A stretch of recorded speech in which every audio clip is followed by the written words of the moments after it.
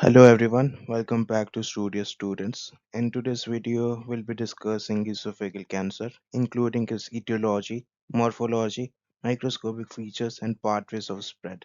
So without wasting any time, let's begin with the causes of esophageal cancer. Several lifestyle factors increases the risk of esophageal cancer. The most important are smoking and alcohol consumption. Both continuously damage the esophageal mucosa, increasing the chances of malignant transformation.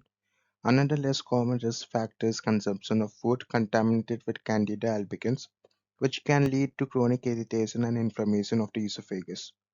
Now that we have covered lifestyle related causes, let's move on to diseases of the esophagus that can predispose to cancer.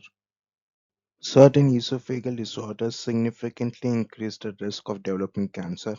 One of the most important is Barrett's esophagus, where the normal squamous epithelium is replaced by intestinal type columnar epithelium due to chronic acid reflux. Another important condition is achalasia, where food stagnates in the esophagus because of impaired relaxation of the lower esophageal sphincter. Both conditions expose the mucosa to chronic injury, increasing cancer risk. Other important predisposing conditions include hiatus hernia, diverticula, and Plummer-Vinson syndrome. Hiatus hernia promotes acid reflux, while diverticula may cause food stasis and chronic irritation.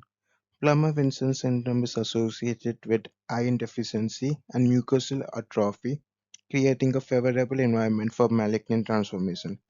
Having discussed local esophageal conditions, let's examine some additional risk factors. Esophageal cancer is reported more commonly in Chinese and Japanese populations. A family history of tylosis is another important risk factor due to its genetic association with esophageal carcinoma. HPV infection has also been implicated in some cases because of its oncogenic potential. You can watch my video on cervical cancer to know more about this. Now that we know the risk factors, let's see what this tumor actually look like. Squamous cell carcinoma is one of the major types of esophageal cancer. Grossly, it may appear in three forms. First one is polypoid fungating type, second one is ulcerating type, third one is diffuse infiltrating type. The diffuse infiltrating type is especially important because it narrows the lumen and can cause progressive dysphagia. Let's zoom in further and examine the microscopic appearance. Microscopically, squamous cell carcinoma shows several classic features. These include high ANC ratio, prominent nuclei, keratin pearl formation, and desmoplastic stroma reaction. Keratin pearls are particularly important because they indicate squamous differentiation and are frequently asked in exams. Now let's move on to another major type of esophageal cancer. Adenocarcinoma usually develops in the lower esophagus, as you can see in this image. Grossly, it appears as a nodular elevated mass and often extends through the gastric cardia. This location is important because adenocarcinoma is commonly associated with Barrett's esophagus. Now let's examine its microscopic features. Microscopically, the intestinal type of adenocarcinoma shows the following: intestinal metaplasia adjacent normal esophageal mucosa, malignant cells forming glands and ducts. The gland forming pattern helps differentiate adenocarcinoma from squamous cell carcinoma. Apart from these common types, there are some rare variants worth remembering. Adenosquamous carcinoma is a mixed tumor. As the name suggests, it demonstrates both glandular differentiation and squamous differentiation within the same lesion. Because it combines the features of both major tumor types, it is classified separately. Let's look at another rare variant.